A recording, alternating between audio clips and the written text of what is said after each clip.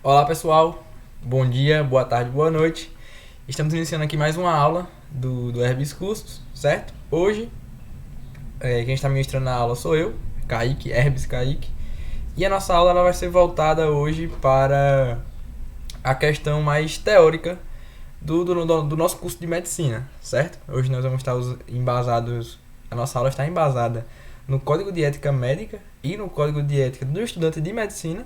Então percebam que é uma coisa que vai acompanhar a gente desde os períodos iniciais até se formar e depois também, porque as nossas atitudes elas são corroboradas por esses protocolos, esses arquivos. Então é de suma importância que tenhamos consciência de quem são e para que serve esse conteúdo, certo? O nosso enfoque hoje vai estar justamente em cima desses pontos e com um destaque maior para a questão do sigilo médico, certo? Visto que a situação, o problema do nosso eixo temático é justamente até que ponto o médico pode ir e até que ponto ele pode falar sobre.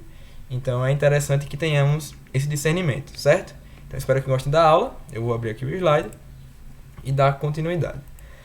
Então, né, a situação problema 1.4 do primeiro eixo temático do primeiro semestre, aula da Herbis Cursos. Antes de chegarmos no Código de Ética, no Código de Ética da Medicina, devemos ter uma noção, sabermos o que é ética, bioética e moral.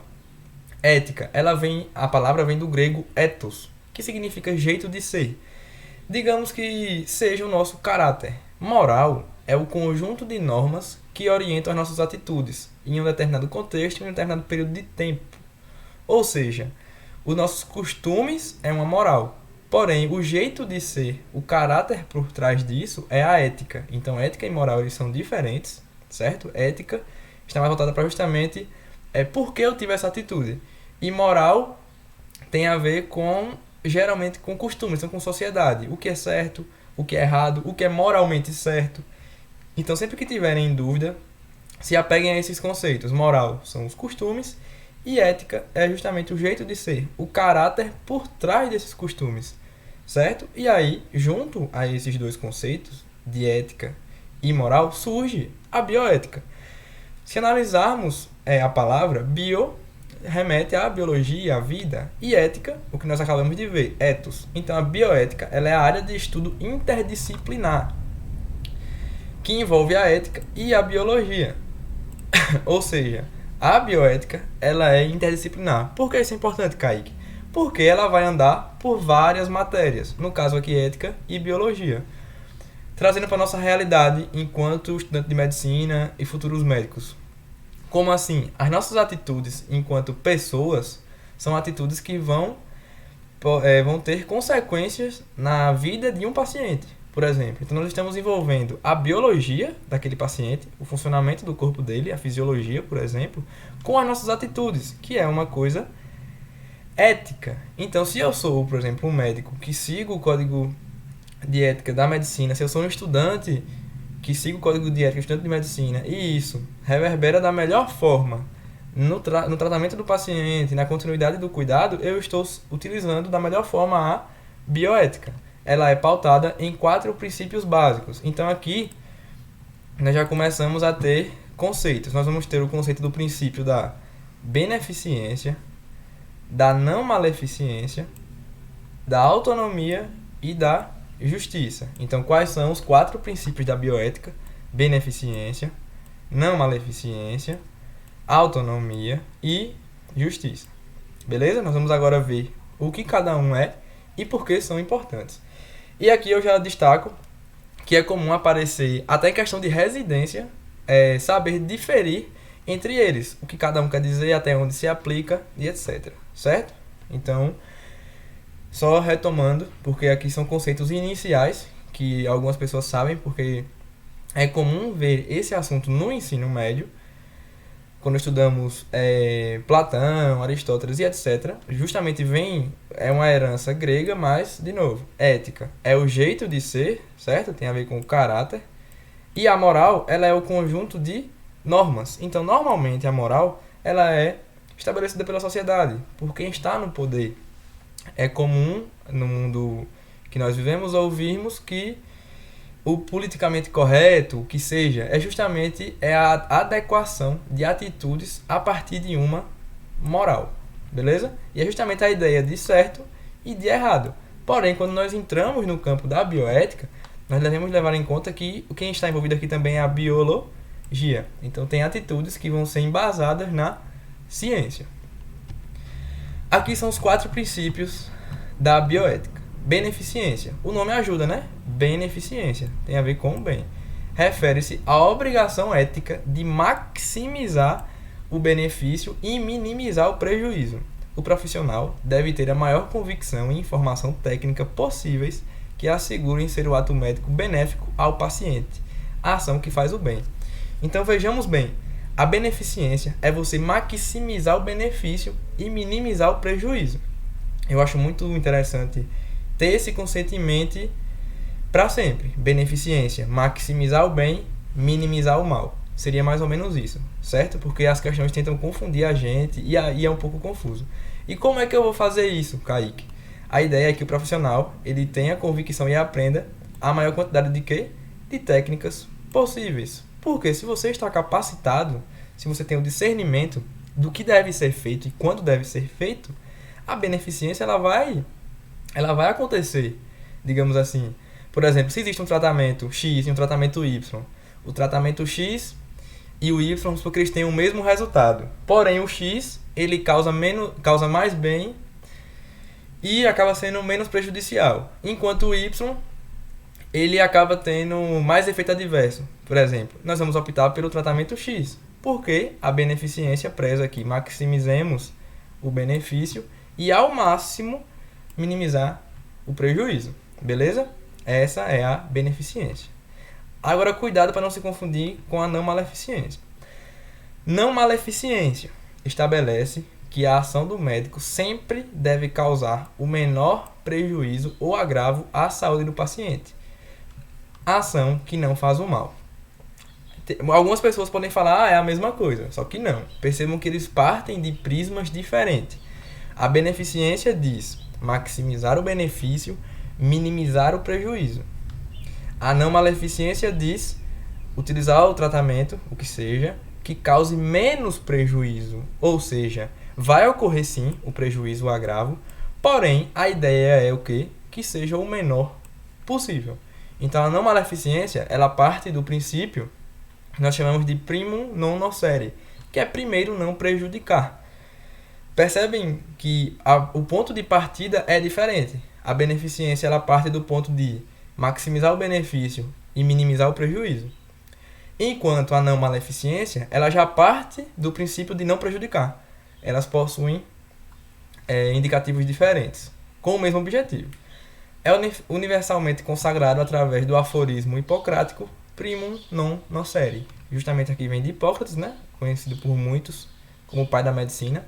Na Faculdade de Artes de Jacobina tem uma estátua dele lá na entrada, cuja finalidade é reduzir os efeitos adversos ou indesejáveis das ações diagnósticas e terapêuticas no ser humano. Ou seja, você vai utilizar a linha terapêutica para o paciente e a ideia é que ela primeiro não prejudique. Antes que ela faça o bem, ela não prejudique. Princípio da não maleficência. Beleza?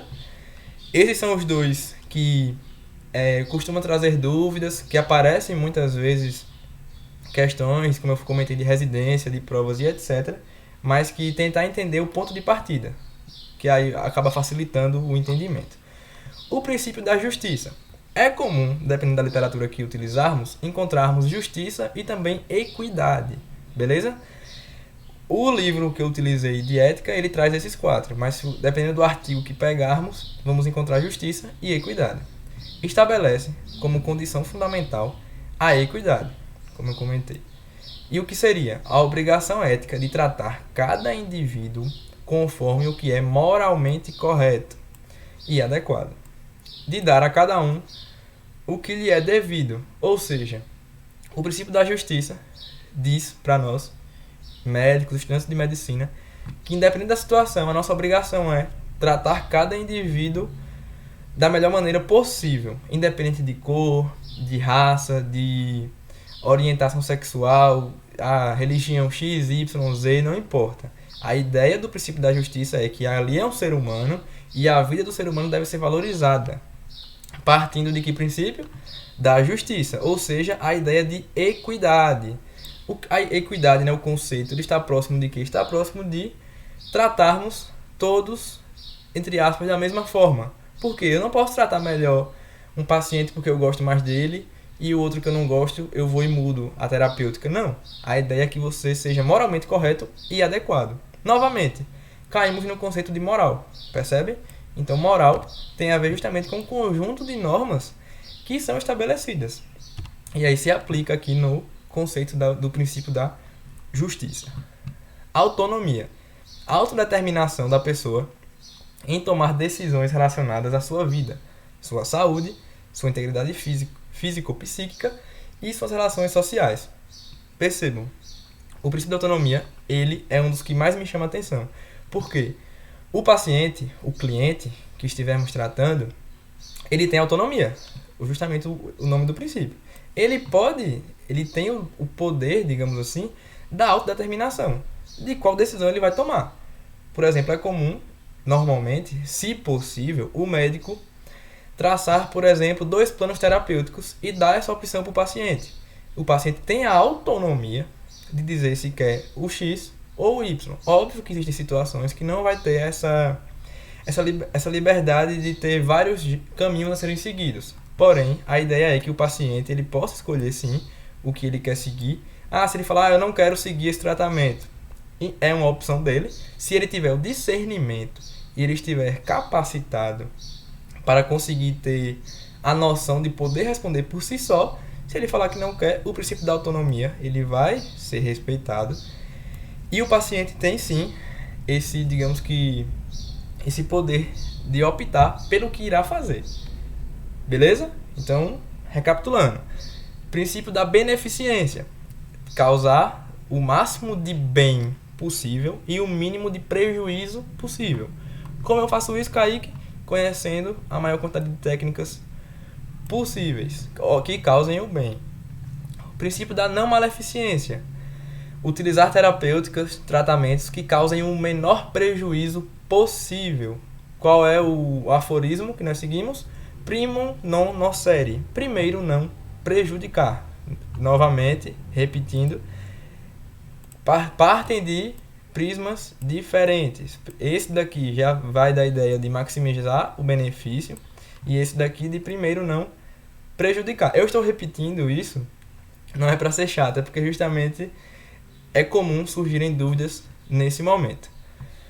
Princípio da justiça, ou que vem junto com a ideia de equidade, é tratarmos todos da maneira moralmente correta e adequada. Percebam que se aproxima de um dos princípios do SUS, do princípio que nós seguimos, a ideia de universal, de tratarmos todos da mesma maneira, sem discriminação, sem preconceito, porque é moralmente correto, né? Visto que não existe um indivíduo melhor que o outro. Autonomia. A autonomia, o nome dá uma ajudada. O paciente ele tem a autonomia, ele tem a autodeterminação de escolher se ele quer ou não ser tratado. Digamos assim, ele pode tomar decisões relacionadas à sua vida, sua saúde, que é o nosso ponto que nós estamos aqui. Então, se o paciente chegar e dizer, eu não quero seguir esse tratamento, porque para mim não vai funcionar. O médico tem o papel de tentar explicar, tentar convencer, mostrar por que aquele tratamento é o melhor. Porém, o princípio da autonomia deve ser respeitado sempre. Beleza? Aí aqui eu acho importante destacar. Os 4 princípios, eles não estão sujeitos a uma hierarquia. Como assim, Kaique? Não estão sujeitos a uma hierarquia. Não tem como você dizer quem é mais importante que quem. Se você chegar e perguntar assim, qual princípio deve ser respeitado primeiro? Não tem como responder essa pergunta. A ideia é que eles sejam equivalentes e que quando for aplicar uma terapêutica, que utilize todos ao mesmo tempo. Você vai ter que usar a beneficência, junto com a não maleficência, a justiça e a autonomia. A ideia é usar os 4 princípios sem uma hierarquia. Nós temos aqui algumas situações. Se houver conflito entre si, no sentido de aplicá-los corretamente, deve-se estabelecer como, quando e o que determinará o predomínio de um sobre o outro. Ou seja, não existe hierarquia. Porém, dependendo da situação, quando, o que, como, um vai acabar tendo um predomínio sobre o outro. Beleza? Não existe hierarquia. Porém, variando de situação para situação, vale lembrar que cada paciente, cada cliente é um ser singular, então existem variações, pode acabar que um predomine sobre o outro. Por exemplo, em um paciente com risco iminente de vida, justifica-se a aplicação de medidas salvadoras: diálise, amputação, esterectomia, ventilação assistida, transplantes, mesmo que tragam consigo algum grau de sofrimento, prevalecendo assim o princípio da beneficência sobre o da não maleficência. O primeiro objetivo nesse momento é preservar a vida. Então vamos interpretar esse exemplo. Kaique me disse que não existe hierarquia, então todos devem ser respeitados. Porém, ele também me disse que em algumas situações um pode predominar sobre o outro. Verdade. E quando é que isso vai acontecer? Temos esse exemplo, uma situação que vamos supor que exija uma amputação. Exige ali uma amputação, vai interferir no aspecto biopsicossocial da pessoa, toda uma recuperação no pós. E como isso vai reverberar na vida do paciente? Nós entendemos que ali vai ter um grau de sofrimento, certo? Só que esse grau de sofrimento, ele possui o máximo de benefício por trás dele, que é preservar a vida. Como eu acabei indo para uma terapêutica de amputar um membro, querendo ou não, é um agravo para a saúde, eu coloquei na frente o princípio da beneficência, que é fazer o bem, nesse caso, preservar a vida a qualquer custo, digamos assim, sendo um pouco mais radical. Entretanto, eu deixei em segundo lugar o da não maleficência. Por quê? Porque tem um grau de sofrimento. Lembram que o aforismo é primum non nocere, primeiro não prejudicar? Nesse caso do exemplo, não é que nós prejudicamos, mas trouxe sim um sofrimento.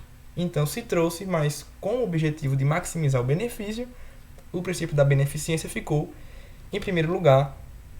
Digamos assim, se fosse para dizer quem predominou sobre quem, certo? Eu tentei trazer o exemplo para ficar mais claro, espero que tenham entendido. Vamos ver outro.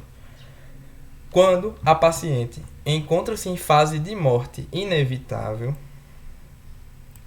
e a cura já não é mais possível, o princípio da não maleficência preponderar sobre o da beneficência.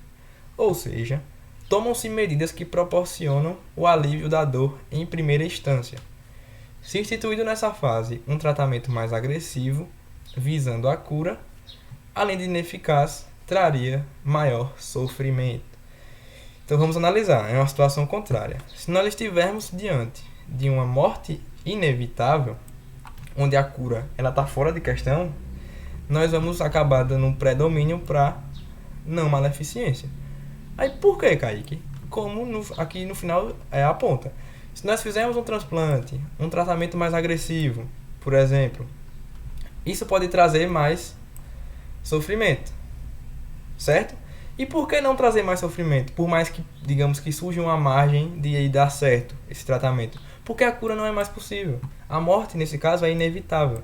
Então nós ficamos diante de uma situação em que a não maleficência ela acaba se sobressaindo. Ou seja, nós vamos aliviar a dor daquele indivíduo, porém não conseguiremos maximizar os benefícios, porque é uma situação extrema em que a cura já não é mais possível. Então a beneficência ela vai ficar, digamos assim, subordinada à não maleficência. Eu acho que esse exemplo facilita para entendermos a diferença. Por quê? A beneficência é maximizar o bem e minimizar os prejuízos. Beleza? Se nós fôssemos fazer um tratamento agressivo, um transplante, seria uma ideia de maximizar o bem. Nós iríamos maximizar o bem. Por quê? Porque nós estaríamos buscando a cura e tentar trazer o menor prejuízo possível. Porém, a cura ela não é mais possível. Então, qual é a nossa ideia aqui? A nossa ideia aqui é não prejudicar o que já está agravado. O princípio da não maleficência. Nós vamos partir do princípio de não fazer o mal, ao invés de partir do princípio de fazer muito o bem. Percebem que é diferente? Então, nesse caso, o princípio da não maleficência, ele se sobressai. Certo? No final do slide, nós vamos ter algumas questões voltadas para isso. Aqui tem uma tabela, né, para quem gosta de tabela, com tudo que falamos até o momento. O princípio da autonomia, consentimento livre e esclarecido, proteção aos vulneráveis. A ideia é que existe o consentimento e proteger os vulneráveis. Por isso que é importante, nesse princípio em específico, a clareza do médico, a linguagem que vai ser utilizada, o conhecimento de conseguir passar para o paciente o que ele tem de opção, o que pode acontecer, para que ocorra a melhor escolha possível. Princípio da beneficência, comprometimento com o máximo benefício e mínimo risco. Não maleficência, evitar danos. Novamente, né, a diferença em que um parte de maximizar o benefício e depois diminuir o risco, enquanto o outro já parte de evitar danos. Princípio da justiça, seleção do sujeito da pesquisa, garantia de igualdade, garantia de igual consideração dos interesses envolvidos com vantagem significativa para o sujeito da pesquisa e mínimo ônus para os vulneráveis, ou seja, tratar todos da maneira moralmente correta, adequada, e não trazer prejuízo para aqueles que não têm o discernimento de optar pelo melhor. Então a ideia é que o médico, o cuidador da saúde, né, que ele faça o seu papel seguindo esses 4 princípios da bioética: beneficência, não maleficência, justiça e autonomia. Beleza? Nós vamos continuar. Espero que tenham conseguido entender essa parte inicial. É um pouquinho teórico, podem considerar decoreba, mas é muito importante, porque eles regem o nosso dia a dia.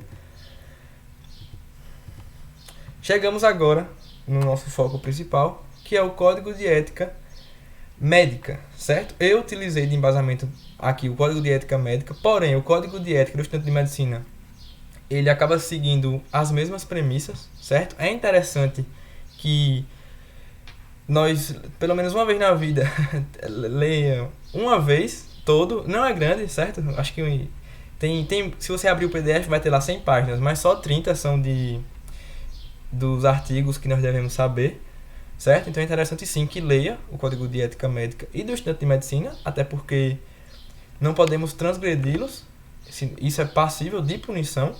E aquilo, do mesmo jeito que nós exigimos os nossos direitos, nós também temos deveres. Então a ideia é que todos tenham uma noção, pelo menos básica, do que se trata o Código de Ética.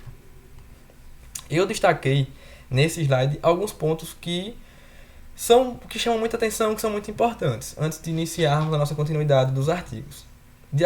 Lá no Código de Ética Médica nós temos essa parte inicial. Primeiro ponto: a medicina é uma profissão a serviço da saúde, do ser humano e da coletividade, e será exercida sem discriminação de nenhuma natureza. Ou seja, não existe discriminação de nenhuma natureza. Aí você fala, Kaique, isso parece com o princípio que nós comentamos na estante, né? Justamente, se assemelha ao princípio da justiça. Eu trouxe justamente para a gente fazer essa analogia. Nós vamos encontrar os princípios da bioética dentro do Código de Ética, porque tudo está entrelaçado.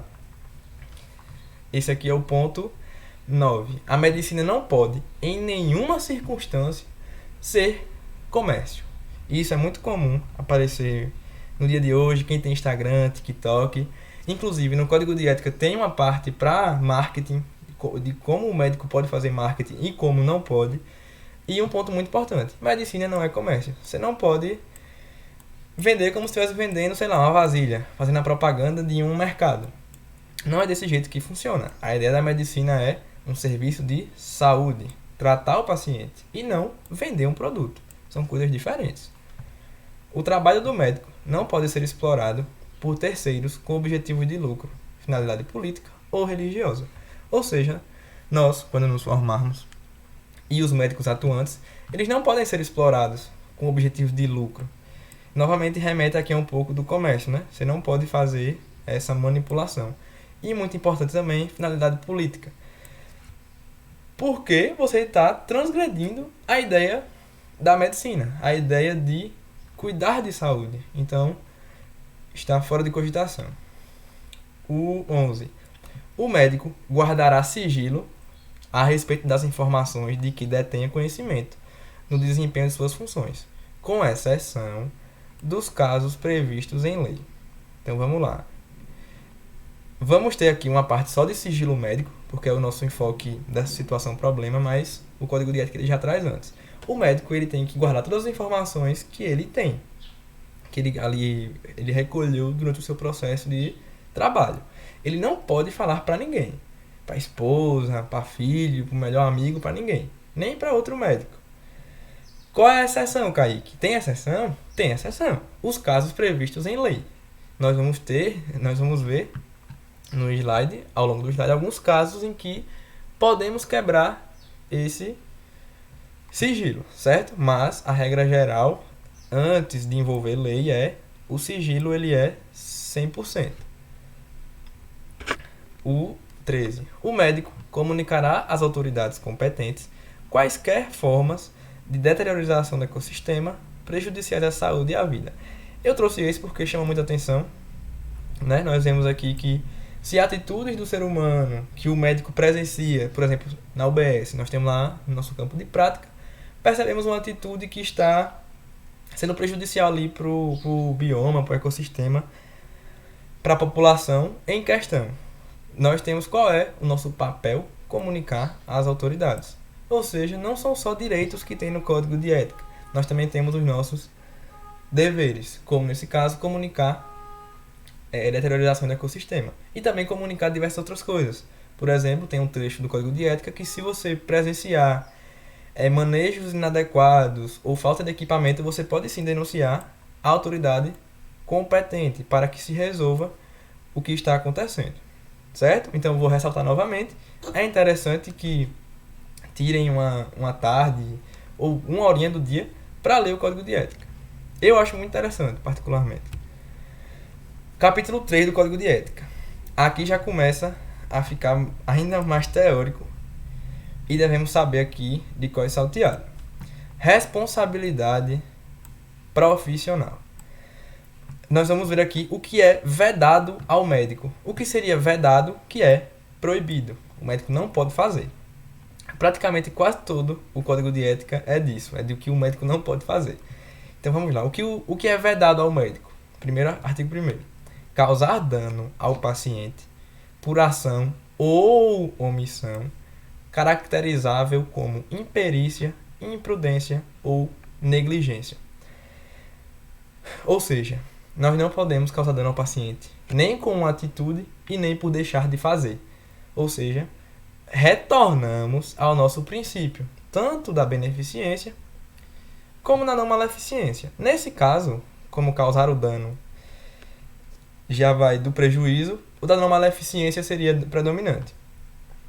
Mas nós não podemos ter uma ação e nem omitir para prejudicar o paciente que seja. Nem por imprudência, nem por negligência. Parágrafo único. A responsabilidade médica é sempre pessoal e não pode ser presumida. O que é isso, Kaique? Ou seja, vamos dar um exemplo. Vamos supor que eu, Kaique, me formei, fui lá, tive um erro médico, que eu errei por uma imprudência minha, vamos supor. Eu não posso pegar essa culpa e tentar colocar em alguém, em outro médico. Ah, mas isso, aquilo, a estrutura ruim, não. A responsabilidade médica ela é pessoal. Se você assumiu a responsabilidade de fazer aquilo, se você assinou o contrato e vai trabalhar, a partir daquele momento você tem a responsabilidade. Você tem ali, digamos que você pactuou que iria fazer o seu melhor. Se eu fui imprudente, eu sou punido porque é vedado ao médico causar dano ao paciente por imprudência. Beleza? Esse é o primeiro artigo de responsabilidade profissional. Você vê que o próximo já é o 15, ou seja, existe aqui um intervalo de 13 artigos. Eu não destaquei no slide, porque senão nós iríamos ficar 3 dias aqui tendo aula. Beleza? Aí o artigo 15, que é o próximo, ele já vai adentrar no que mais chama atenção para a situação problema em questão e no que podemos encontrar no nosso dia a dia, de prática, de UBS, de formação. É vedado ao médico descumprir legislação específica nos casos de transplante de órgãos ou tecidos, esterilização, fecundação artificial, abortamento, manipulação ou terapia genética. Ou seja, o médico ele é proibido de transgredir as leis que existem para essas situações. Ou seja, nós temos o Código Penal, isso já é um pouco mais de direito, mas o médico ele tem que seguir as leis que são existentes, certo? E aí eu destaquei aqui o abortamento, que nós vamos adentrar na questão do aborto, por causa da situação problema, que ela está voltada para a gravidez, e desses aqui é o que mais tem reverberação no dia a dia, certo? Do ponto de vista médico, aborto é a interrupção da gravidez até a 20ª ou 22ª semana, ou quando o feto pese até 500 gramas, ou ainda quando o feto mede até 16, centímetros. Então essa aqui é a informação, né, que eu tirei de um artigo, que é justamente o conceito de aborto. O que é o abortamento? É interromper a gravidez nessas especificações. 20ª, 22ª semana, o feto até meio quilo e o tamanho até 16,5 centímetros. Beleza? Então, se a gravidez for interrompida nesse momento, nós adequamos em um abortamento. E o abortamento ele é vedado ao médico, a não ser que seja da legislação específica, que é o que nós vamos ver agora. Antes de chegarmos nisso, existe uma continuidade do artigo 15, certo? Isso aqui ainda é o artigo 15, ele tem esses incisos. Artigo 15. Eita, esse aqui é um 5, viu, galera? Vamos lá. No caso de procriação medicamente assistida, a fertilização não deve conduzir sistematicamente à ocorrência de embriões supranuméricos. Ou seja, eu não posso ficar pegando um monte de embrião, supranuméricos muito, e ficar congelando ele do jeito que eu quiser. O médico não tem essa liberdade, se for uma procriação assistida. Existe um limite que deve ser seguido. Por isso que o Código de Ética ele traz que você não pode ficar congelando o embrião do jeito que você quer, a quantidade que eu quero, não. Não podem ser supranuméricos. Existe a legislação específica, beleza? O médico não deve realizar a procriação medicamente assistida com nenhum desses objetivos. Criar seres humanos geneticamente modificados, criar embriões para investigação e nem criar embriões para escolher o sexo, eugenia ou originar híbridos ou quimeras. Ou seja, o médico ele é proibido de, por exemplo, escolher o sexo do bebê porque a família quer um menino. De acordo com o Código de Ética, isso não pode acontecer. O médico não deve realizar. Do mesmo jeito que ele não pode modificar geneticamente um ser humano. Tentar melhorar, por exemplo. É comum ouvirmos isso desde o século XX, de tentar criar um super-humano. Mas isso não é eticamente correto. Também não podemos criar embriões para investigação, certo? Você vê que a investigação geralmente acontece com animais, que não sejam um ser humano, mas criar embriões para isso está fora de cogitação. E o que chama atenção também, que é muito comum no dia a dia, é não pode escolher o sexo, também tem a questão da eugenia, e nem criar híbridos ou quimeras. O médico ele é proibido de fazer isso. Terceiro, praticar procedimento de procriação medicamente assistida, sem que os participantes estejam de inteiro acordo e devidamente esclarecidos sobre o método. Ou seja, partimos novamente aqui, nós temos aqui uma relação com o princípio da autonomia, né? Vocês podem perceber que tem uma relação. Por quê? Se o paciente ele tiver devidamente esclarecido, ele sabe tudo o que vai acontecer, ele teve a autonomia de aceitar o procedimento, de saber o que vai acontecer. Então, sim, posso fazer. Agora, se eles não tiverem esse acordo, se eles não tiverem autonomia, eu não posso fazer o procedimento, certo? O médico ele fica vedado a essa situação passível de punição. Pronto. Chegamos agora na questão do Código Penal voltado para o aborto. Vocês viram aqui, né, que eu destaquei o abortamento de negrito e vimos o conceito de aborto, porque justamente a nossa situação problema tem a ver com isso. E, novamente, é o que, no campo de prática, possui mais incidência. Como isso acontece? O Código Penal, ele é, por exemplo, surgem muitas dúvidas aqui no sentido de, o Código de Ética Médica diz uma coisa e o Código Penal diz outra. Não é bem assim. Eles meio que trabalham juntos, porém, o Código Penal ele está acima, certo? Todo cidadão brasileiro segue o Código Penal. Se eu, Kaique, você que está vendo a aula, João Pedro, aqui da Herbis Cursos, José ou Igor, se qualquer um de nós transgredirmos a lei, nós estamos passíveis de punição pelo Código Penal. Se nós transgredirmos um artigo do Código de Ética Médica, nós também estamos passíveis de punição pelo Código de Ética Médica. E se transgredirmos os dois, passíveis pelos dois, certo? Tenham em mente isso. O Código Penal, ele possui lá, vários artigos. Ele é desde 1940, se eu não me engano. E do artigo 124 ao 128 é tudo sobre aborto. É interessante depois, novamente, que vocês parem, deem uma olhadinha, é rapidinho, 5 linhas, para entender. O artigo 128, é o que eu destaquei, ele afirma: não se pune o aborto praticado por médico em 3 situações. Então, não se pune. Não se pune. Não se pune. Se não se pune, eu posso fazer. Quando o aborto for necessário. Se não há outro meio de salvar a vida da gestante. Ou seja, antes de continuarmos, eu acho que é importante deixar claro que existem as questões morais e éticas por trás do aborto, certo? Não estou adentrando nisso.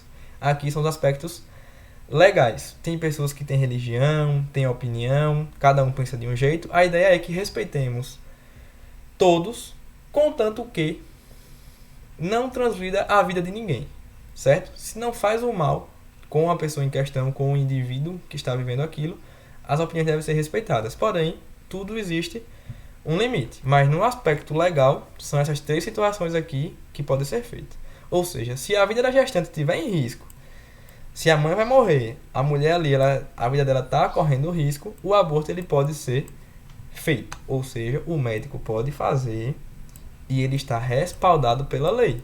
Ele não vai sofrer nenhuma punição.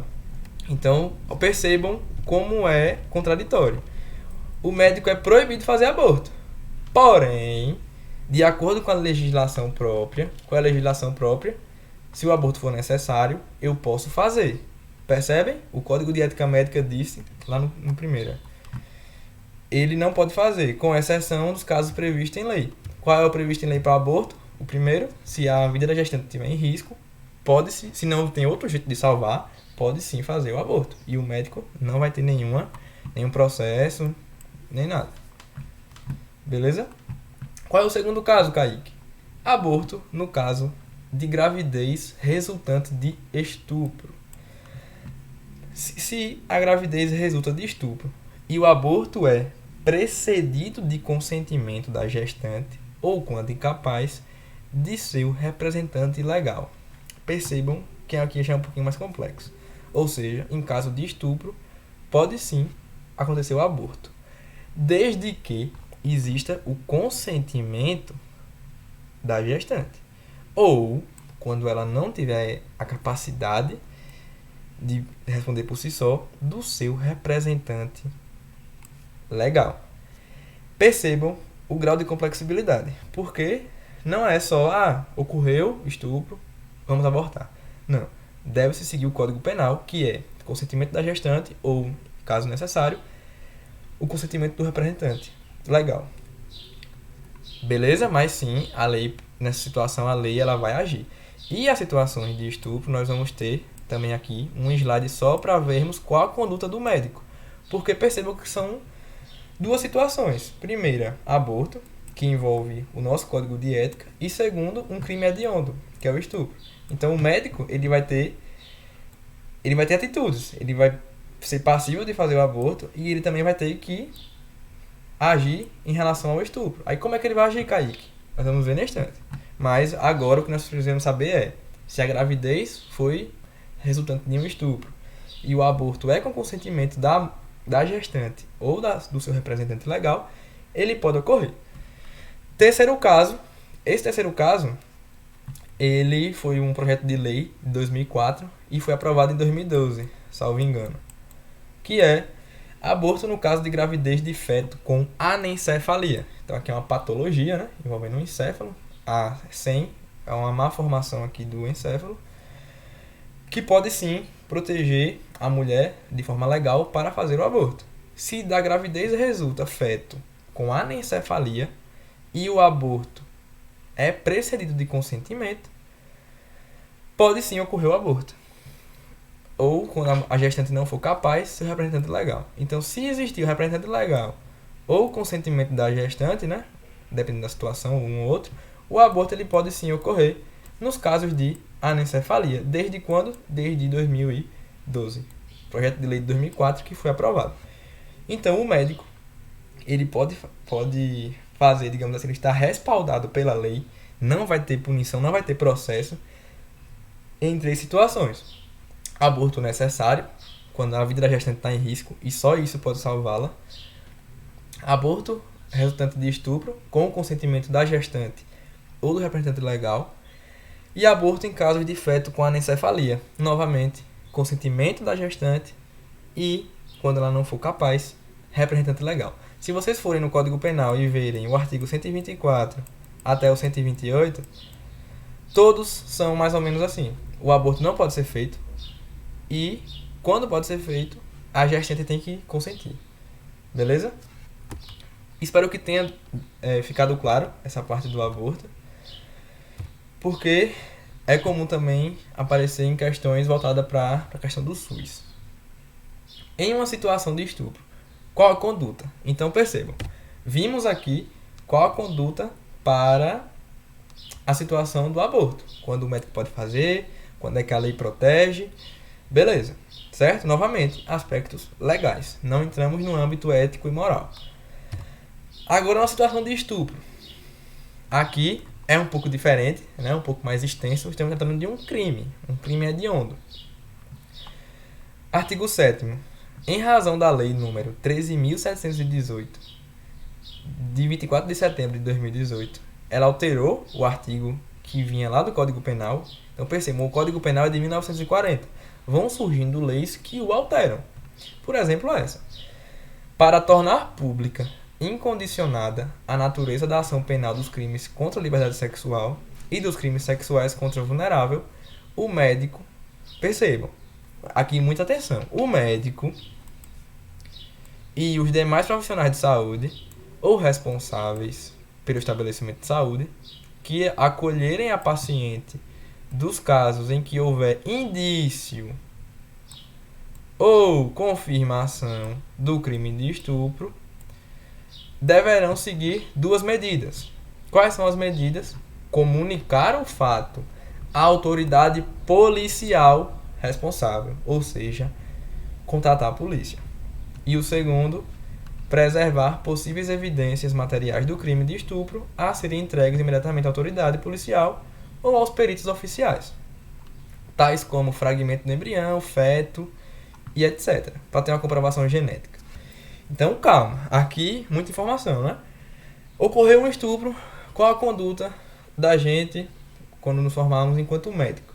De acordo com essa nova lei que surgiu aqui em 2018, né? Ela foi alterada, o Código Penal foi alterado. O médico, o profissional de saúde ou o responsável por aquela unidade de saúde deve, em caso de suspeita ou confirmação. Ou seja, tem que confirmar que foi estupro? Não. Se existe uma suspeita de estupro, né, o médico vai fazer essa investigação e houve essa suspeita, ou se confirmou, tem que fazer o quê? Contatar a autoridade policial responsável. E também eu encontrei um artigo que o ECA, Estatuto da Criança e do Adolescente, e o Ministério da Saúde também podem ser contatados. Então deve o quê? Comunicar o fato à autoridade policial responsável. E, além disso, para corroborar com a situação, preservar evidências do crime, como fragmentos de embrião de feto, aqui caso ocorra o procedimento, para que exista uma comprovação genética. Então percebam que houve uma mudança. Inclusive, existem artigos que trazem que, por exemplo, nessa situação, a paciente não tem a escolha de não denunciar. Porque o médico ele é obrigado, já que é uma lei, né? É uma obrigação, ele é obrigado a comunicar à polícia. E antes mesmo de confirmar o estupro. Houve uma suspeita, tem que comunicar. Beleza? E aí eu encontrei novamente, esse assunto ele exige muita leitura. Em alguns artigos que alguns médicos eles ficam com medo de comunicar por inúmeros motivos, né? Cada situação tem suas peculiaridades. Porém, não só o médico é responsável, a equipe de saúde e o estabelecimento. Além de que existem denúncias anônimas, certo? Então, porém, a denúncia deve acontecer. A polícia aqui, ó, cadê o laserzinho? A polícia, ela é contactada, beleza? Demorei bastante nesse slide para justamente demonstrar o quão importante é essa lei, que é assim, um pouco nova, né? 2018. E aí, em 2020, surgiu outra portaria, atualizando ainda mais essa situação. Por quê? Essa lei aqui, ela foi aprovada. Pronto, comunicar a autoridade policial e preservar evidências materiais do crime. Além disso, nós médicos, quando nos formarmos, vamos ter 4 passos a serem seguidos em situação de estupro. Ou seja, existe um passo a passo, digamos assim, um protocolo, uma conduta a ser seguida. Qual é? Vamos ver aqui os trechos da nova portaria. O procedimento de justificação e autorização da interrupção da gravidez nos casos previstos em lei compõe-se de 4 fases. Previstos em lei. Quais são previstos em lei, Kaique? Esses aqui. Beleza? E destacando aqui nosso enfoque no caso do estupro. Então teremos 4 fases que deverão ser registradas no formato de termos, ou seja, assinado, arquivado anexos ao prontuário médico, garantida a confidencialidade desses termos. Ou seja, vão existir os termos assinados, sim, porém serão confidenciais. E o que chama atenção, pelo menos para mim, é que existem fases a serem seguidas. Ou seja, o médico ele não precisa ficar inventando. Eu vou fazer assim, não. Existe um passo a passo a ser seguido. Qual é esse passo a passo? Vamos ver. Artigo 2º. A primeira fase será constituída pelo relato circunstanciado do evento, realizado pela própria gestante perante 2 profissionais de saúde do serviço. Ou seja, a própria gestante fará essa parte inicial, essa primeira fase, porém ela vai estar ali, digamos que não sob supervisão, mas na presença de 2 profissionais de saúde. O médico, a enfermeira, quem seja, tem que fazer parte da equipe. Quais são as informações? Depois, no final do slide tem a portaria, abram a portaria e tentem ver, tem lá a ficha, como deve ser preenchida, nome, hora, etc. E aqui as informações que devem ter, que é a mesma coisa, local, onde ocorreu, o dia e hora aproximada do fato. Muito importante, né, por uma questão de álibi e etc. O tipo e a forma de violência. Porque o estupro existe a conjugação carnal e existem as outras maneiras, certo? E também confirmar ou o indício do estupro. Então, o tipo e a forma de violência é de suma importância nesse sentido. Descrição dos agentes da conduta, se possível, né? Tentar descrever quem foi. E identificação de testemunhas, se houver. Então, se tiver uma testemunha, identificar. Até porque, se houver julgamento, facilita o andamento desse processo. Então, na primeira fase, nós temos um termo que vai ser preenchido com local, dia e hora, identificação, descrição, tipo e forma de violência. Beleza? Essa foi a primeira fase da nossa conduta perante uma situação de estupro. Qual é a segunda fase, Kaique? Segunda fase se dará com a intervenção do médico responsável, agora é o médico, que emitirá parecer técnico após detalhada anamnese, exame físico geral, exame ginecológico, avaliação do laudo ultrassonográfico e dos demais exames complementares que, porventura, houver. Então, qual é a segunda fase? Envolve quem nós, no futuro, futuros médicos, vamos ter que emitir um parecer técnico.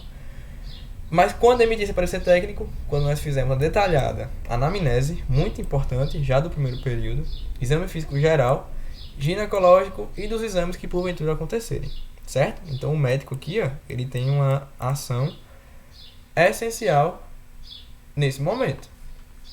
Aqui são os incisos desse artigo 3º. A gestante receberá atenção e avaliação especializada por parte da equipe de saúde multiprofissional, que anotará suas avaliações em documentos específicos. Beleza? 3 integrantes, no mínimo, da equipe de saúde multiprofissional subscreverão o termo de aprovação de procedimento de interrupção de gravidez, não podendo haver desconformidade com a conclusão do parecer técnico. Ou seja, o médico emitiu o parecer técnico. 3 integrantes, no mínimo, da equipe, eles subscreverão o termo de aprovação do procedimento de aborto, interrupção de gravidez. Então percebam que é um passo a passo, ele é minucioso, ele exige conhecimento dessas pessoas. Então, o profissional de saúde que trabalha na unidade de saúde, ele tem que conhecer esse passo a passo. E não pode ter uma desconformidade. Porque se o médico emitir um parecer e nós vamos assinar um termo de aprovação da interrupção da gravidez, tem que existir ali uma concordância. Beleza? A equipe de saúde multiprofissional deve ser composta no mínimo por obstetra, anestesista, enfermeiro, assistente social e ou psicólogo. Então aqui é um inciso atrás, né? Que nessa situação a equipe deve ter no mínimo isso. Um médico aqui obstetra, um anestesista, um enfermeiro, assistente social e ou psicólogo, que irá dar continuidade a esse processo a partir do termo de aprovação. Beleza? Novamente, percebam que é muito teórico, muita informação, que são cruciais. Essa foi a segunda fase. Terceira fase. A terceira fase se verifica com a assinatura da gestante no termo de responsabilidade, ou, se for incapaz, de seu representante legal. Esse termo conterá a advertência expressa sobre a previsão dos crimes de falsidade ideológica e de aborto. Olha o artigo que eu falei, caso não tenha sido vítima do crime de estupro. Ou seja, nós estamos aqui lidando com uma situação muito delicada, né? Porque o nosso país existe uma questão cultural, religiosa e etc., mas que não deixa de ser delicada. A gestante vai ter que assinar termo de responsabilidade na terceira fase. Se ela não for capaz, Kaique, representante legal. E aquilo, não pode ocorrer crime de falsidade ideológica, deve ser a pessoa que representa ela. E se ela estiver mentindo que não ocorreu o estupro, mas está tentando passar por essa situação, ela pode estará transgredindo a lei. E o artigo 124, salvo engano, é passivo de punição fazer aborto sobre si mesmo, com consentimento. Então, se a pessoa aqui, o indivíduo, ele está tentando burlar essa lei, esse passo a passo, ele vai sim ser punido. Porém, se realmente ocorreu o estupro e deve acontecer o aborto, nesse caso, né, nessa situação imaginária, essa terceira fase se resume à assinatura da gestante. Beleza? Eu sei, é muita coisa, mas é isso. Agora sim, a quarta fase, que é a última fase, se encerra com o termo de consentimento livre e esclarecido. Já tivemos vários termos, né? Tivemos aqui o termo de aprovação para fazer o procedimento, um termo de responsabilidade, teve um antes também, né? Não. Termo de responsabilidade e agora o termo de consentimento livre e esclarecido, que vai respeitar alguns requisitos. Primeiro, esclarecimento para a mulher que vai fazer deve ser realizado em linguagem acessível, especificamente sobre os desconfortos e riscos para a saúde. Sabemos que todo procedimento, mas existe sim suas limitações, suas repercussões.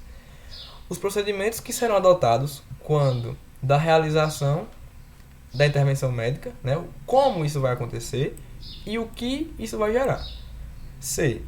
A forma de acompanhamento e assistência, assim como profissionais responsáveis. Então, se vai ter psicólogo, assistente social, o contato ali com a ACS, por exemplo, isso deve ser esclarecido para a paciente. Percebam como realmente o passo a passo deve ser seguido. Por quê? A partir do momento que tudo foi assinado e vai ocorrer, lembrem que isso aqui surgiu lá de um estupro. A mulher precisa estar respaldada de tudo que vai acontecer. Nós estamos aqui seguindo o princípio lá, tanto o da justiça, de deixar tudo claro, como da autonomia do paciente. Porque estaremos deixando claro todos os passos que iremos seguir. Letra D.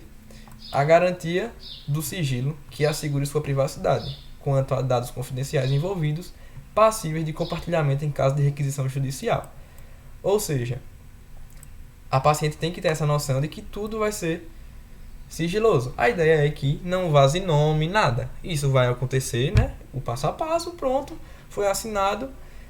As pessoas que trabalham com a saúde, os indivíduos, eles todos seguem o sigilo, assim como o sigilo médico, que já estamos chegando. Não pode sair desse âmbito que está ocorrendo. Segundo ponto, deverá ser assinado ou identificado por impressão datiloscópica pela gestante ou, se for incapaz, representante legal, né? O termo aqui de consentimento livre e esclarecido.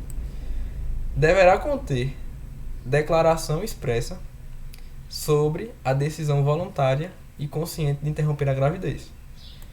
Novamente, como é uma situação em que envolve um crime hediondo, estaremos em uma linha tênue e em vários artigos do Código Penal, deve ter uma declaração de que a decisão ela é voluntária e consciente. Muito importante.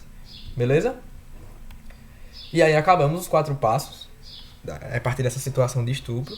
E aí sim pode ser feito por aquela equipe mínima que nós vimos aqui, né, novamente, que nós vimos aqui, que deve ser composta por esses indivíduos.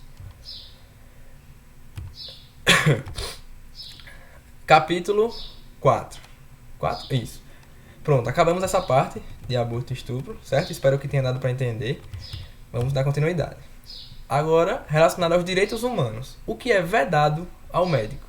Deixar de obter consentimento do paciente ou de seu representante legal após esclarecer sobre o procedimento a ser realizado, salvo em caso de risco iminente de morte.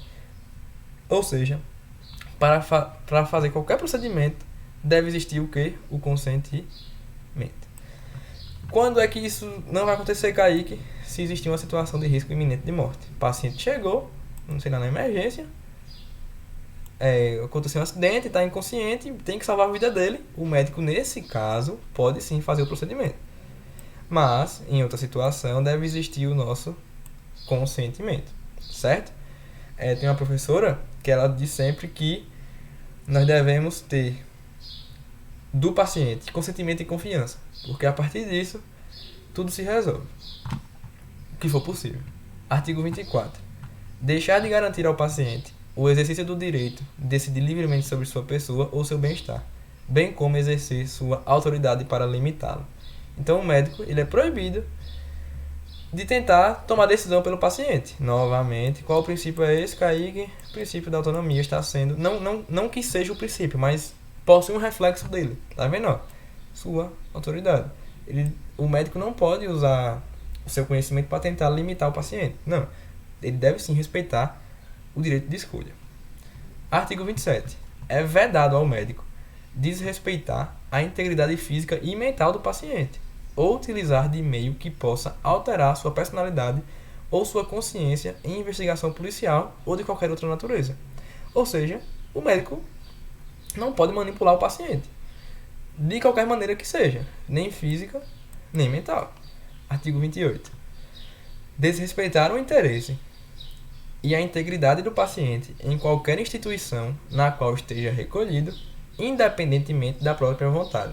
Ou seja, é proibido ao médico desrespeitar o interesse do paciente, independente da vontade do médico. Se, por exemplo, eu propus para o paciente o tratamento X e Y, mas para mim o X é melhor. Eu não posso passar por cima da escolha dele. Eu não posso achar que eu sou expert, que eu que sei tudo. Não. Deve-se sim ser respeitado o interesse do paciente. Então é vedado desrespeitar. Percebam que é verdade desrespeitar sempre, né? Porque justamente é uma questão ética. Pronto, chegamos aqui agora na no capítulo 5, relação do médico com pacientes e familiares. É vedado ao médico, ou seja, é proibido ao médico desrespeitar o direito do paciente ou de seu representante legal de decidir livremente sobre a execução de práticas diagnósticas ou terapêuticas, salvo em caso iminente de risco de morte. Novamente, é repetitivo, é chato, porque tem que ficar em nossa cabeça que o paciente ele tem autonomia tanto de decidir sobre a execução dessas práticas, porém, no risco iminente de morte, o médico pode sim tomar uma atitude. Artigo 34. Deixar de informar ao paciente o diagnóstico, o prognóstico, os riscos e os objetivos do tratamento, salvo quando a comunicação direta possa lhe provocar dano, devendo, nesse caso, fazer a comunicação ao representante legal. Como assim, Kaique? Então, o médico, ele não pode, ele é proibido de esconder o diagnóstico, o prognóstico do paciente. Por exemplo, um diagnóstico de X doença. Ele não pode chegar no paciente e dizer, não posso falar o que é. Não, essa situação não pode ocorrer. Apenas, existe a exceção, né? Quando é que ele pode não dizer? Quando a notícia ela pode ser mais prejudicial do que falar. Então, por exemplo, se eu falar, causar muito mal à pessoa, for risco de morte, por exemplo, eu não vou falar. Eu vou falar para o representante legal, para depois ter o manejo com toda a equipe muito profissional para dar notícia para o paciente. Mas, se a comunicação direta lhe provocar dano, realmente o médico pode não falar. Porém, se não provoca dano, o médico é vedado de deixar de informar. Ele não pode esconder o diagnóstico e muito menos o prognóstico da pessoa, né? O que vai acontecer, o que pode acontecer, quais são os caminhos e etc. Artigo 35.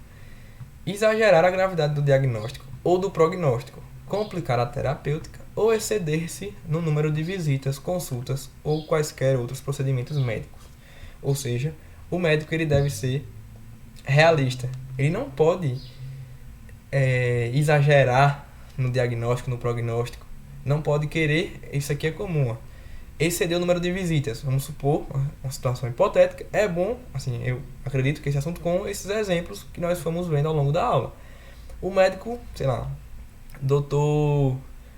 Pombal. Dr. Pombal tem lá seu consultório, sua clínica, e aí ele começa a exceder o número de visitas. Ele fala, não, você tem que vir de novo, fazer exame X, exame Y, para, óbvio, nesse caso, questão financeira. Lembrando que medicina não é comércio. Então você estaria transgredindo 2 artigos do Código de Ética. Beleza?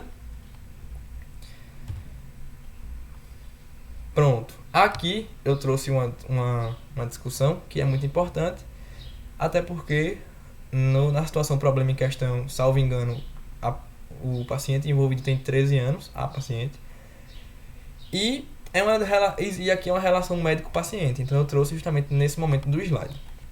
A partir, aqui em cima a pergunta, né? A partir de que idade podemos realizar consultas a crianças e adolescentes sem a presença de um representante legal?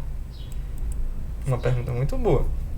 A partir de que idade o médico pode atender criança e adolescente sem o seu pai, sua mãe, seu tio, sua avó, seu representante legal? Antes de continuarmos, o conceito, a idade de adolescente, existe, né, diferenças. De acordo com o ECA, Estatuto da Criança e do Adolescente, de 12 a 18 anos é adolescente. De acordo com a OMS, dos 10 aos 20 anos é adolescente. Então percebam que existe uma divergência. Entretanto, né, deve-se ser respeitado as duas fontes. Porém, nos artigos que eu encontrei, no Brasil nós respeitamos mais o do Estatuto. O adolescente precisa estar seguro do caráter confidencial da consulta, mas ficar ciente também das situações nas quais o sigilo poderá ser rompido, o que, no entanto, ocorrerá sempre com conhecimento dele. Essas situações estão relacionadas a risco de morte do cliente e de outras pessoas. Então, se ocorrer a consulta com o adolescente, ele deve saber que ali é confidencial, aquela consulta não vai sair daquele âmbito, e se aquelas informações forem sair do consultório, ele deve ser explicado por que isso vai acontecer e normalmente está relacionado com risco de morte, certo? Então é bom deixar isso claro para o adolescente. Então, né, vou responder a pergunta, até porque aqui embaixo tem, mas se o adolescente procurar, aqui ó, no ponto 7, se o adolescente procurar uma unidade básica de saúde, sem o acompanhamento dos pais, ele tem o direito de ser atendido sozinho. No entanto, a equipe poderá negociar com ele a presença dos pais ou responsáveis, se for o caso. Como assim, Kaique? Respondendo a pergunta aqui em cima. Quer dizer, a partir de que idade? Nós vimos ali embaixo que, de acordo com o SUS, é um adolescente. Então, dos 12 aos 18. Porém, uma criança, ela não seria atendida, porque ela teria menos do que essa idade. Percebem? Então, se o adolescente, o que é adolescente para o ECA, de 12 a 18 anos, ele for na UBS sozinho, ele tem o direito de ser atendido. O médico pode sim atender ele. No entanto, pode-se tentar convencê-lo a chamar os pais ou o representante, para que a consulta ocorra junto, até para facilitar a linguagem, etc. Beleza? Então, essa aqui é uma dúvida que surgiu muito ao longo do meu período, mas, de acordo com o SUS, pode sim ocorrer, né? O adolescente tem o direito de ser atendido, porém, a equipe pode também tentar convencê-lo de que os seus pais ou o representante legal compareçam à consulta para facilitar o entendimento. Aí por quê? Na maioria das vezes, o adolescente não procura o médico espontaneamente, é levado pelos pais. E também contra a sua vontade, né? Na maioria das vezes é desse jeito. Quem, por exemplo, convive na UBS demonstra muito isso. Assim, é comum defrontar-se com um jovem ansioso, inseguro, com medo, ou, pelo contrário, assumindo uma atitude de enfrentamento, ou do mais absoluto silêncio. Então, na verdade, o adolescente aqui ele é uma caixinha de surpresa. Ele pode, né, ter várias perspectivas a serem seguidas. Entretanto, né, eu queria destacar nesse ponto que o adolescente ele pode sim ser atendido sozinho, ou seja, sem estar com o pai, sem estar com a mãe ou com o representante. O adolescente, certo? Ó, de acordo aqui com o SUS, essas informações são retiradas do acervo do SUS. O adolescente. O que é adolescente, Kaique?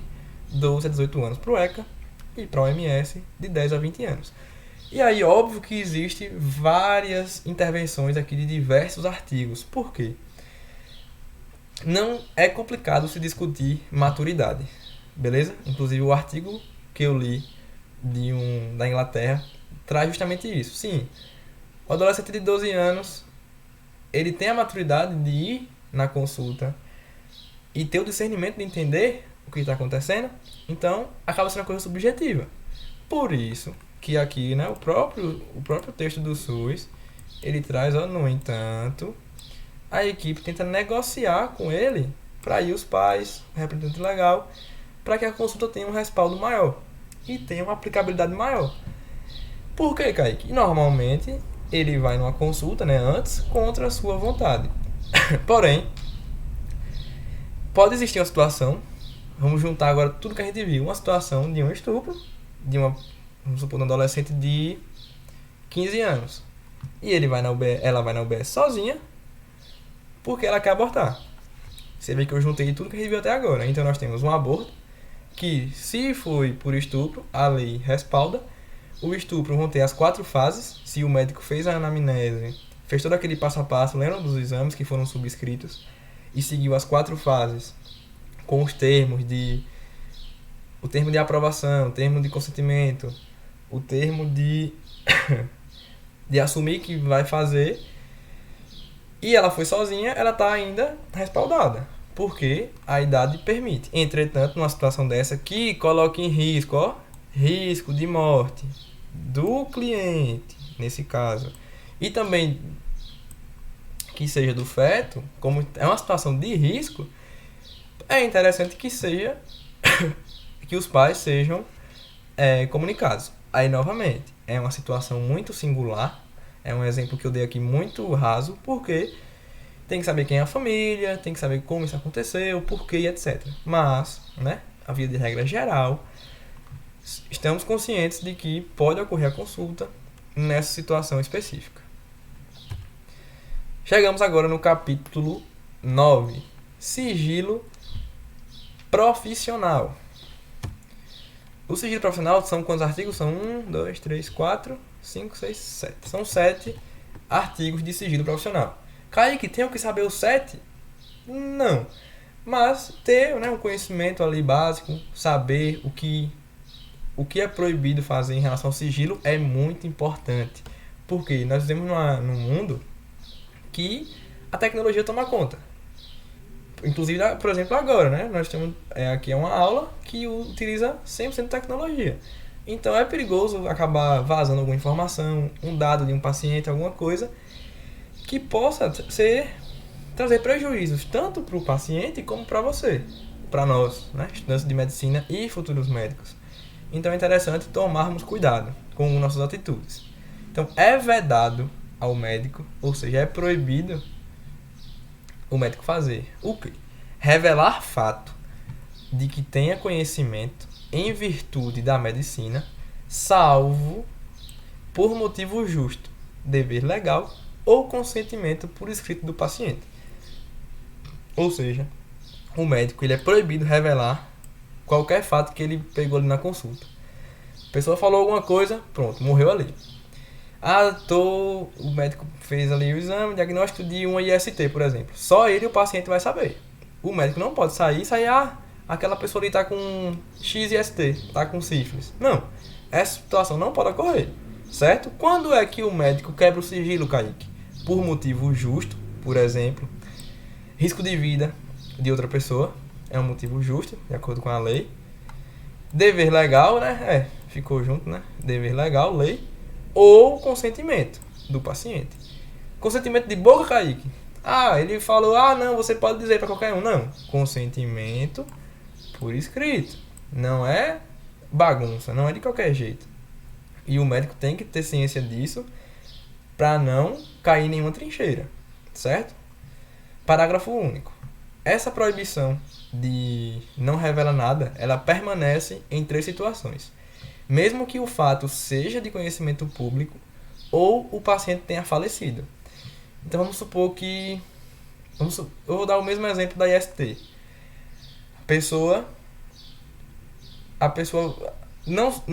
Essa informação da pessoa com IST vazou, ou comentou com um amigo e alguém comentou, mas não foi você. Ou seja, é de conhecimento público. Aí alguém vem e te pergunta, doutor, é verdade? Todo mundo está falando. Você não pode confirmar. Você é proibido de revelar fato, mesmo que seja de conhecimento público. Saiu no jornal, doutor, não importa, não pode falar. O paciente morreu, faleceu. Eu posso falar o que ele me contou no consultório? Não. O sigilo médico, o sigilo profissional permanece. B. Quando de seu depoimento como testemunha, nessa hipótese o médico comparecerá perante a autoridade declarar seu impedimento. Ou seja, eu vou manter o mesmo exemplo, certo? Está ocorrendo um julgamento, o médico foi convocado para falar, o paciente tem IST. Vamos supor. O médico vai aparecer no fórum e vai dizer que não pode falar nada, porque ele segue o Código de Ética Médica. E nesse caso, não existe nada que faça com que ele quebre o sigilo. Ou seja, ele vai declarar seu impedimento. Ele vai aparecer lá no lugar e vai dizer, olha, não posso falar. O Código de Ética não me permite. Eu posso falar em que situações? Motivo justo, questão de morte, etc. Dever legal, se for lei, como nós vimos, por exemplo, questão do aborto, etc. Ou consentimento do paciente. Qualquer consentimento, Kaique, não. Consentimento por escrito. Letra C.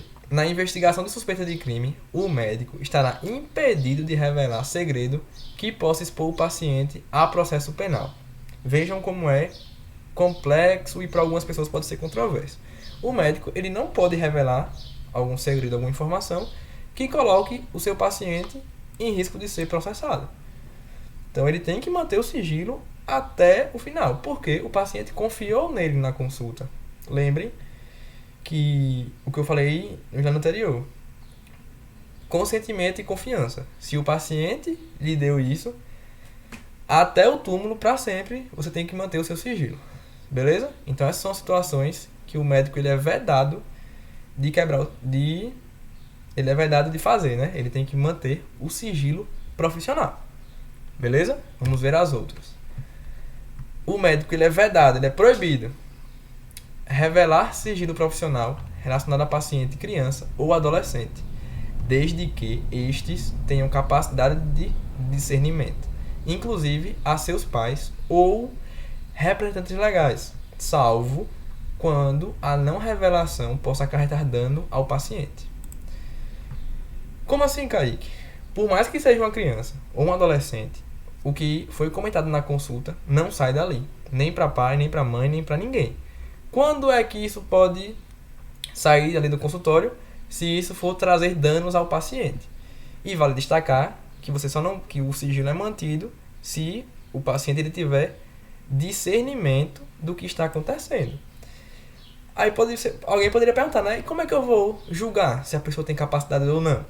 É como eu comentei, é subjetivo. O médico vai fazer análise de como aquela criança, aquele adolescente está perante a situação, se ele está entendendo a gravidade, se sim, o sigilo é mantido.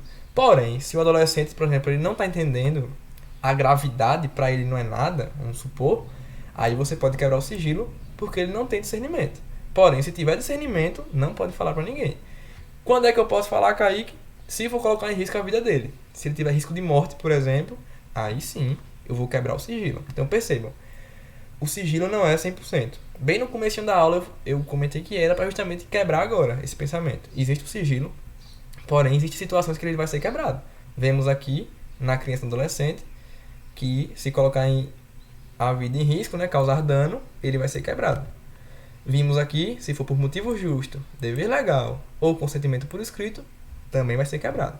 Mas ainda existem as proibições, certo? Existem momentos que você vai ter que manter o sigilo e momentos que não vai precisar. Não vai precisar porque existe um motivo. Artigo 75. Fazer referência a casos clínicos identificáveis, exibir pacientes ou imagens que os tornem reconhecíveis em anúncios profissionais ou na divulgação de assuntos médicos em meios de comunicação em geral, mesmo com autorização do paciente. Essa me chamou muita atenção. Ou seja, o médico ele é vedado, ele é proibido de exibir paciente, por exemplo, em um outdoor, fazendo com que ele fique conhecido por aquela especificidade, mesmo que o paciente autorize. Não pode. Vamos tentar dar um exemplo. Vamos supor que um paciente está com X doença, uma doença nova, ou que tem poucas pessoas no mundo. E aí o médico, ele está fazendo tratamento, vamos supor. E aí ele vai e faz um outdoor, fazendo propaganda do seu consultório. Dizendo, esse paciente aqui, aí bota a imagem do paciente, sei lá, a característica da doença, como a pessoa tá, foi tratada no meu consultório e melhorou. Aquela pessoa, ela vai se tornar reconhecida, porque na minha situação ela é uma doença meio que rara. Então só ela tem. O médico não pode fazer isso, de tornar público essa situação em anúncios profissionais, mesmo que o paciente autorize. Não pode. E isso é código de ética, beleza?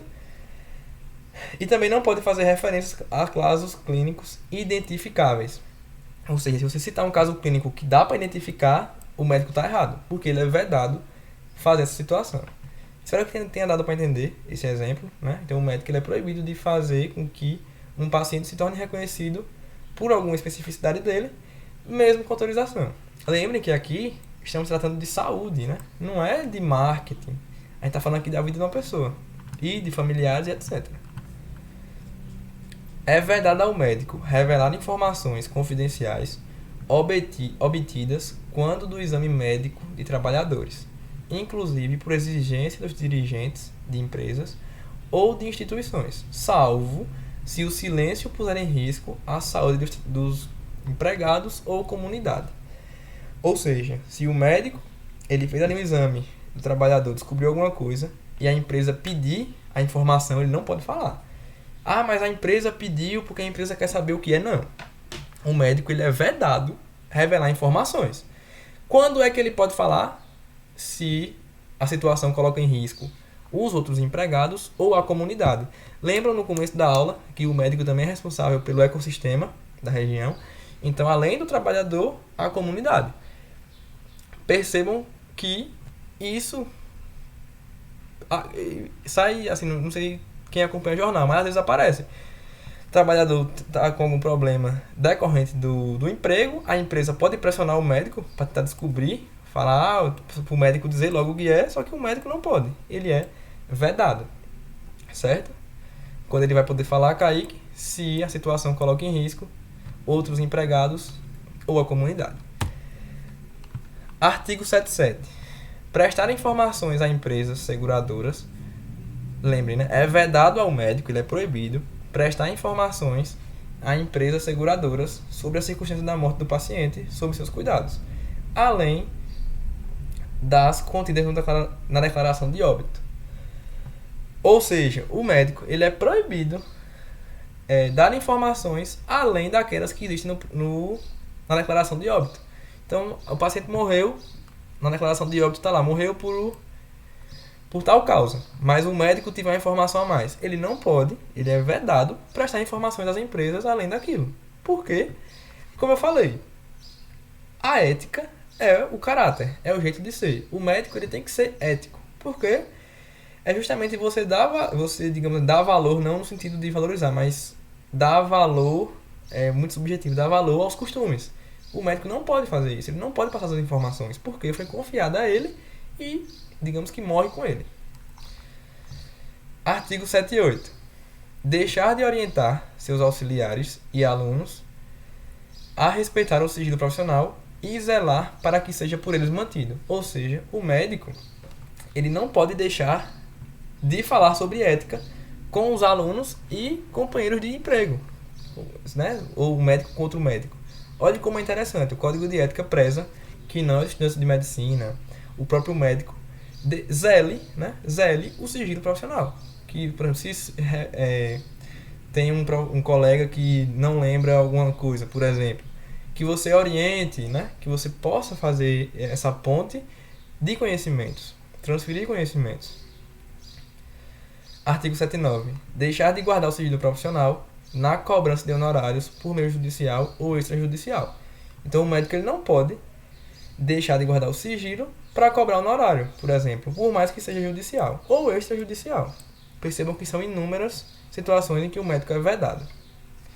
Beleza? Aqui nós acabamos o sigilo profissional, né? Vimos que é proibido revelar fato que foi comentado na consulta, a não ser que exista um motivo justo, um dever legal ou o consentimento, né? Essas três situações aqui.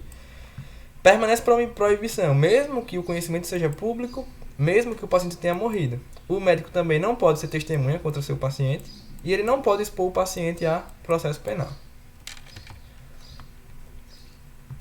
Quando for criança e adolescente, se eles tiverem discernimento do que está acontecendo, o sigilo é mantido, a não ser que coloque em risco aqui a integridade do paciente. Beleza? Aqui é das empresas, né? Que é muito importante.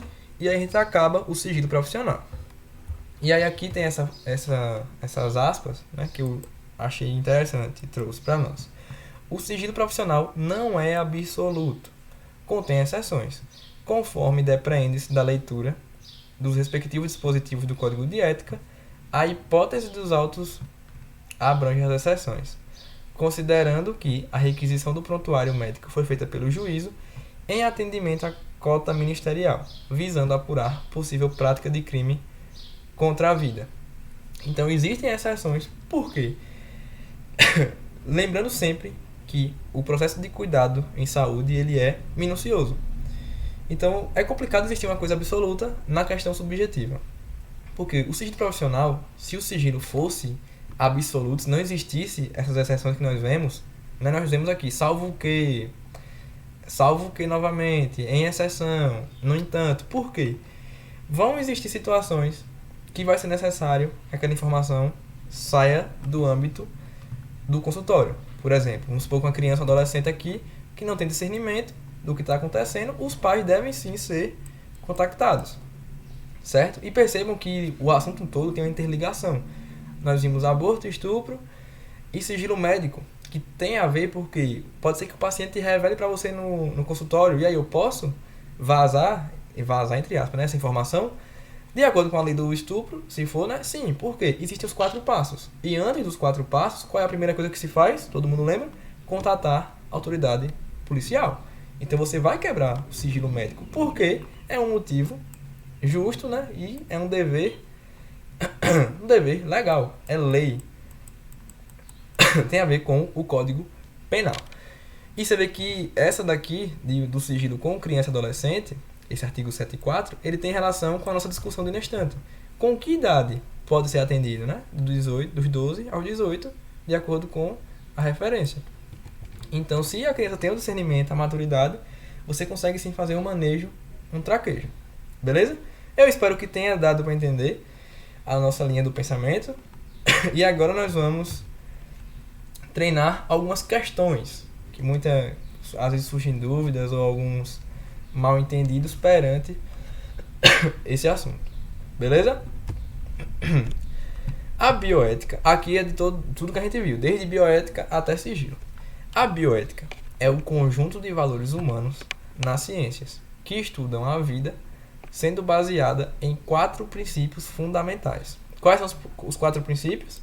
Beneficência, não maleficência, justiça e autonomia.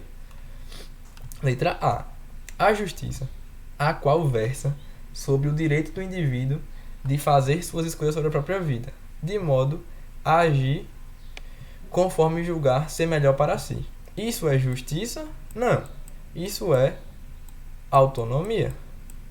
Beleza?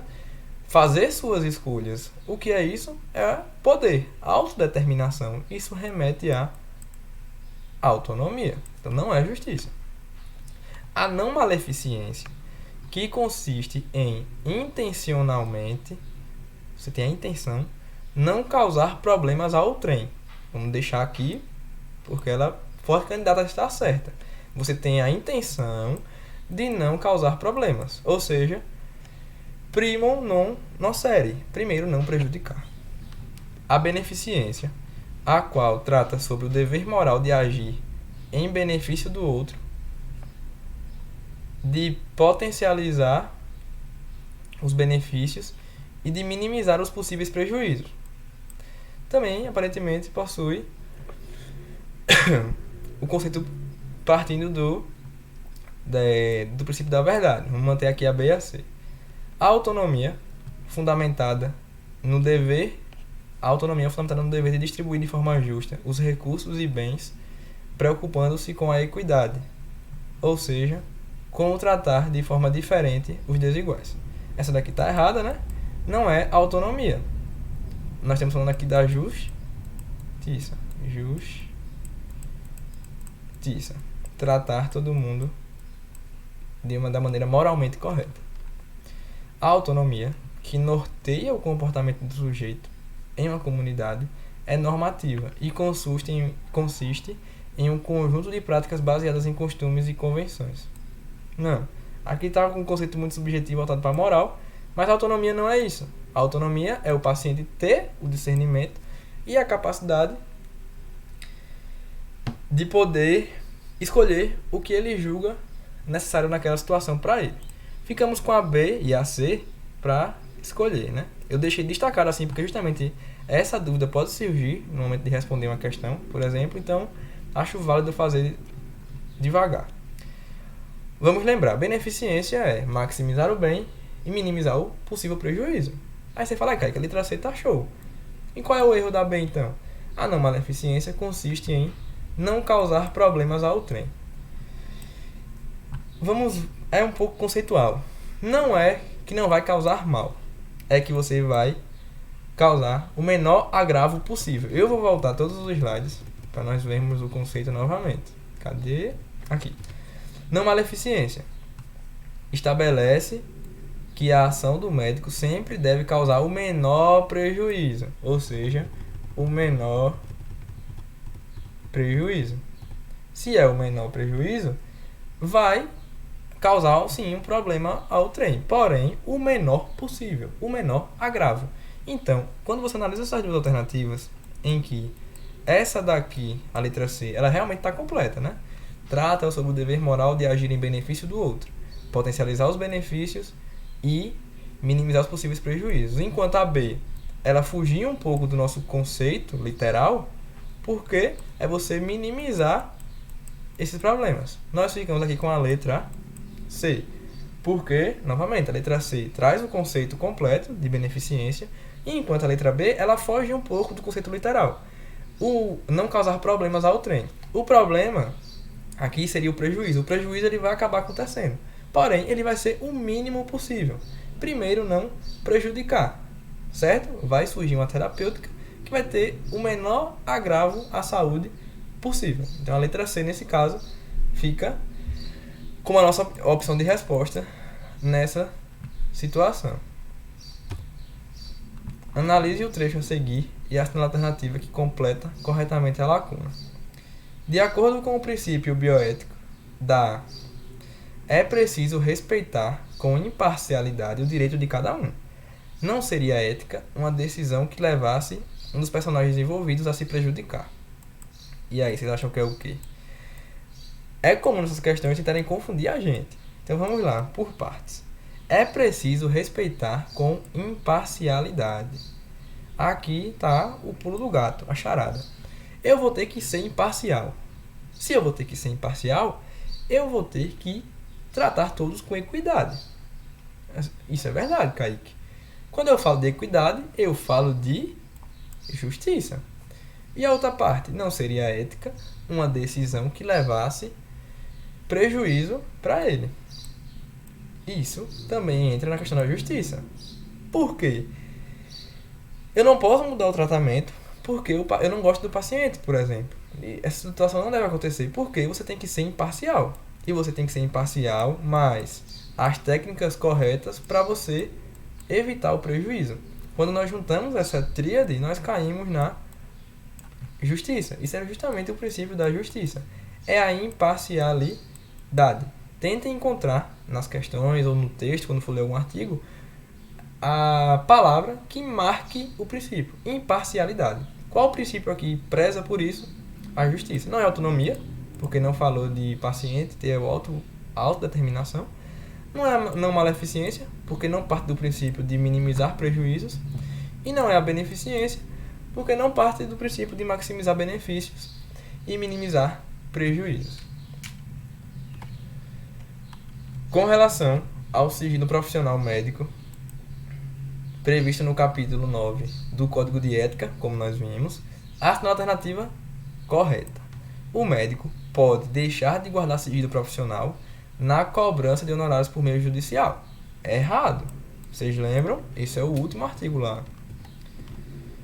O médico ele é vedado de guardar o sigilo profissional na cobrança de honorários. Ou seja, ele não pode cobrar honorários quebrando o seu sigilo. Isso aqui está errado. B. Ao médico é vedado, é proibido, revelar o sigilo profissional relacionado a paciente menor de idade, inclusive a seus pais ou representantes, desde que ele tenha discernimento, salvo quando a não revelação possa acarretar dano ao paciente. Verdade, né, Kaique? Verdade. Foi justamente o artigo 7.4, eu acho, né? Nós vimos? Isso mesmo, você vê que está transcrito daqui. Então, aparentemente, a letra B é a certa. C. O médico pode revelar fato de que tenha conhecimento em virtude do exercício da própria profissão, se o fato for de conhecimento público. Errado. Lembra o exemplo que eu falei? Mas todo mundo sabe que X coisa aconteceu. O médico não pode quebrar o sigilo, por causa do consentimento ético que existe com a situação. Letra D. O médico deve prestar todas as informações a respeito das circunstâncias da morte do paciente e sobre seus cuidados para as empresas seguradoras, e inclusive auxiliar prestando informações além daquelas na declaração de óbito. Além, nós vimos que não. O médico não pode dizer nada além do que tem na declaração de óbito. Morreu por causa disso. Pronto. Essa é a informação que ele pode dar. Ele não pode acrescentar informação nenhuma para a empresa seguradora. Beleza? É justamente isso aqui é conceitual. Letra E. O médico só pode fazer referência a casos clínicos identificáveis em meios de comunicação em geral se houver autorização do paciente. Errado. Lembram? Mesmo com autorização do paciente, mesmo se o paciente falar que pode, o médico é vedado. Ele não pode fazer, mesmo que o paciente permita. Ele é proibido. Então a resposta correta é a letra B. Beleza? Respondemos 3 já. Aqui nós temos as últimas duas com situações. RMP, né? O nome da paciente. De novo, em sigilo, para não saber quem é. 26 anos, moradora da cidade de Itapemirim, procura a UBS e solicita a interrupção da gestação. Ou seja, ela quer abortar, né? Aqui nós temos um aborto. Resultante de um estupro. Então temos aquela situação em que tem o estupro e depois a paciente quer abortar. A alternativa correta. Lembrem, aborto acontece em 3 situações, de acordo com a lei, em que o médico ele pode fazer sem transgredir a lei, e uma delas é justamente o caso do estupro. E no caso do estupro, existem as 4 fases a serem seguidas, além de contatar a autoridade policial. Letra A. O médico poderá realizar o aborto e ficar quieto para não expor a paciente ao risco de morte após denúncia do criminoso. É errado, né? Totalmente errado. Se o médico for fazer perante a lei, ele poderia estar certo. Agora, ficar quieto por justamente ter esse medo da morte, não está certo. Óbvio que esse medo pode existir, porém, as medidas legais devem ser tomadas. Mas essa daqui é errada. B. O médico deve comunicar a ocorrência à autoridade policial e o aborto será realizado após a emissão de termo de aprovação de procedimento de interrupção de gravidez por equipe multiprofissional. Perfeito. Justamente o que está escrito lá na lei. O médico, profissional de saúde ou o responsável pela unidade de saúde deve contactar a polícia, a autoridade policial, com o termo de aprovação do procedimento de interrupção de gravidez. Lembram desse termo? Será que eu vou achar no slide? Tanto que a gente riscou. Termo de... Cadê, Kaique? Aqui. Procedimento de justificação e autorização da interrupção de gravidez. Nós vamos ter esse termo que vai ser assinado depois de contactar a polícia. Então a letra B eu já vou marcar, é a certa. Letra C. A declaração da paciente é o suficiente para a realização do aborto após a avaliação da equipe. Errado. Não, atualmente, né, perante as leis que nós vimos hoje na aula, não pode acontecer. Deve acontecer o quê? 4 fases. Primeira, análise, local, hora, descrição, identificação. Segundo, emenda técnica, parecer técnico do médico. Terceira, assinação do termo de consentimento da paciente. E quarto, você explicar ao paciente o que vai acontecer, todo o passo a passo, por que vai acontecer e a maneira que será feita. Além de assinar mais termo, que é o termo de que a pessoa está ciente do que vai acontecer e de que é ela mesma. Letra D. Considerando que a gravidez é decorrente de um relacionamento estável, o aborto não pode ser realizado. Totalmente errado, né? Não tem nada a ver, por mais que seja um namorado, não tem nada a ver. O médico não deve fazer o aborto, visto que sua prática é ilegal. Errado. A prática do aborto, ela é legal em 3 situações. Nós vimos que ela é legal na situação se ele for necessário, ou seja, risco de vida para a mãe, se for no caso de estupro e se for no caso de anencefalia. Beleza? Tem que lembrar. Letra B. Última questão. Um homem de 80 anos, casado, após 1 ano de cirurgia e quimioterapia para tratamento de câncer de pâncreas, apresentou recidiva local e metástases hepáticas. Atualmente foi internado por sepse, né, infecção e falência múltipla de órgãos, e está com o quadro clínico se agravando. O médico consultou o paciente, que externou, né, falou que não aceitaria a respiração mecânica, hemodiálise e reanimação cardiopulmonar. Percebam, o médico consultou o paciente e o paciente disse o quê? Eu não quero respiração mecânica, não quero respiração externa, não quero hemodiálise e não quero RCP. O paciente deixou claro que ele não vai aceitar isso. A filha é comunicada, né, que o pai não quis e ela quer revogar. Ou seja, ela quer ir contra o desejo do pai. O pai falou que não quer fazer nenhum procedimento desse. Porém, a filha disse que é para fazer sim. E aí? O que é que faz? O que é que nós vimos hoje na aula? Que existe o princípio da autonomia. Se o paciente teve autonomia, né? O médico jogou aqui com o discernimento dele, que ele está consciente, ele entende que é a situação que está acontecendo, mas ele não quer fazer, ele não quer aceitar, tem que ser respeitada a autonomia do paciente, por mais que a filha queira revogar. Letra A. O médico deve atender ao pedido da filha? Errado. A autonomia aqui, no caso, é do homem, né? Lá do homem de 80 anos, e não da filha. A decisão pode ser tomada pela esposa? Não. Também não. A decisão do paciente prevalecerá? Perfeito.